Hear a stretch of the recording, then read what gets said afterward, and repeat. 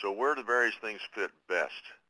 Preheating combustion air using recuperators and regenerators works best on processes that run at 1500 degrees F or higher. High accuracy fuel-air ratio controllers usually work best on furnaces operating at 2000 F and higher, or where your product can be adversely affected by excessive or uncontrolled oxygen levels in the combustion gases. Or, and this is important consideration in many parts of the country, where your NOx emissions have to be closely controlled.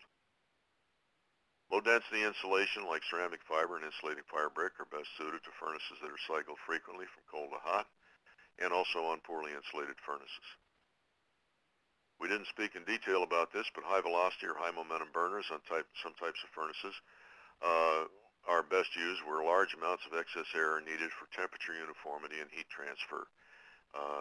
Basically, a high momentum burner may allow you to operate your system with less excess air and still get the same temperature uniformity.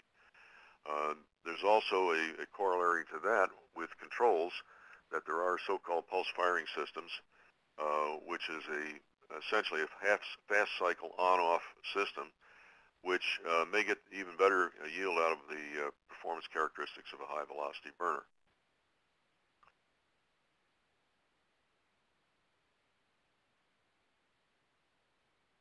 On electric, probably the most single effective thing you can do is peak demand management. The electric furnaces, because they don't have flue gas losses, tend to be inherently more efficient. Unfortunately, the cost of electricity is also inherently higher, and so it cancels out a lot of those benefits. But your biggest opportunity is managing your demand, because that's the way electricity is sold. So this is also known as load leveling, and the most common techniques that you should look at, if you haven't done it already, is to reschedule your electricity-intensive operations to times where your utility demand charges are lower. And there are actually computer programs and controllers nowadays that will take care of that automatically. There are also equipment on the market that will limit the power draw of certain equipment when the peak demand goes up. In essence, they're programmed to reduce the power consumption of pieces of equipment when those demand charges are going to start to kick in.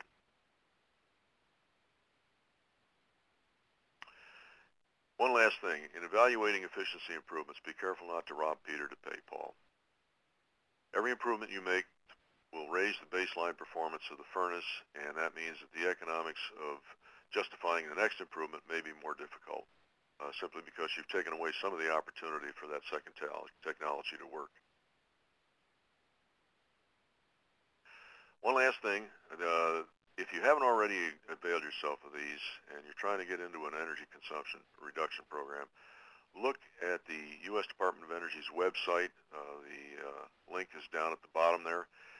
These are free computer tools that are used for evaluating energy consumption and energy reduction for various components in factories.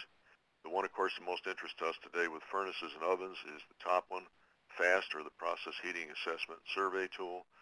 In essence, it allows you to run a fuel balance or an energy balance on a piece of equipment if you gather the right data. And then you can play what-if games with it and say, all right, if I lower my excess air or if I preheat my combustion air, what's the impact of this? And it will run a comparison energy balance to show you just what the yield of that improvement would be. In addition to that, if you've got any interest in it, your own plants, there's a Motor Master tool which allows you to inventory and rate your motors. There's a steam assessment tool which allows you to look at the entire steam system in a plant. Same for fan systems and pumping systems. There's a compressed air tool, Air Master, which shows you how best to set up a integrated compressed air system. There's also an evaluation program for insulation, and now a calculator for evaluating variable speed drives.